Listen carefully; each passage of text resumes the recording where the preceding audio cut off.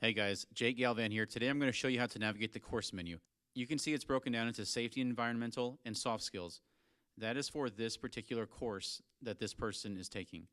We're going to start with automotive safety and service, and I'm going to give you an example of how every course is set up. So each section has these dark gray bars here. And you can see that this course is SP2 automotive service safety.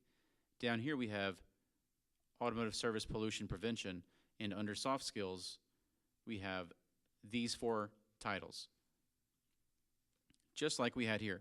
So going back into this one, we're going to start with the introduction. It just gives you an overview of what you'll find in this course. If you click next module, it'll take you into the first actual module with a checkbox. In order to have a check mark inside of your checkbox, which clears you of having done this module, you have to complete the exam, which is at the end of these 13 pages. To take this exam, you'll click here and then click on Start Exam. Again, stay tuned, watch the next video. I'll give you all the tips and tricks to take this exam without having to read all of the material. All right, guys, that's it for this one. I'll see you in the next video. Don't forget to subscribe.